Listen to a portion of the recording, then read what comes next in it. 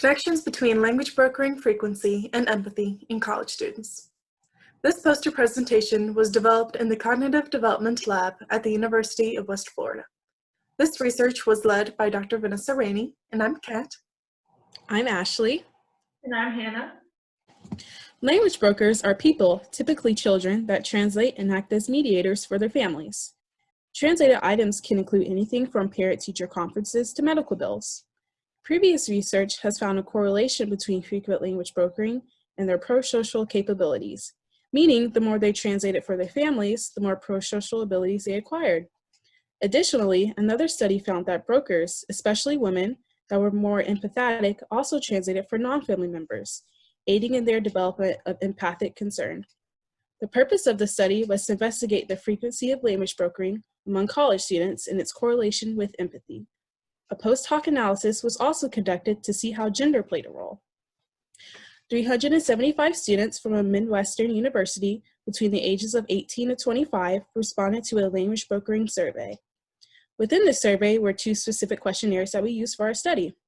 The first one, the Language Background Frequency Questionnaire, measured the content and context of translation that the participants experienced throughout their childhood, pre-adolescence, adolescence, and adulthood.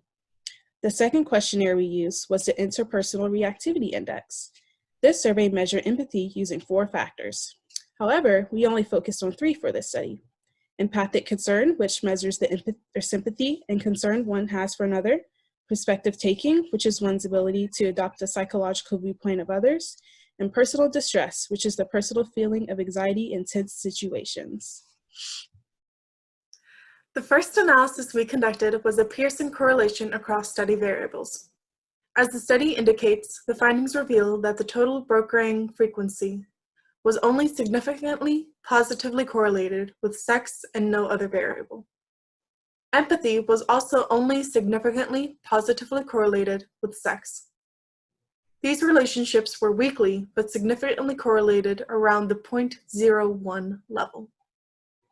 The next and final analysis we did was a regression which was designed to see how language brokering frequency may predict empathy when moderated by gender. The regression model depicting this relationship was significant at the less than 0.001 level. Inspection of the predictors revealed that the significance stemmed from only the significantly positive relationship of gender on empathy around the 0.02 level.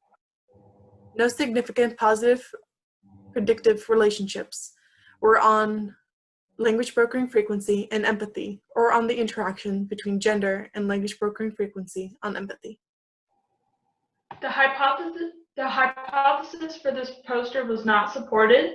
There were no significant correlations with language brokering frequency and empathy. These findings oppose literature on the subject, with most suggesting a correlation can be found between the two. Gender, however, was significantly correlated with both language brokering frequency and empathy. Women were found more likely to language broker, along with there being a positive correlation between women and empathy, most likely due to the higher empathic concern and distress scores on the IRI. These scores could be attributed to social self-efficacy and expectations leading to a higher rate of language brokering.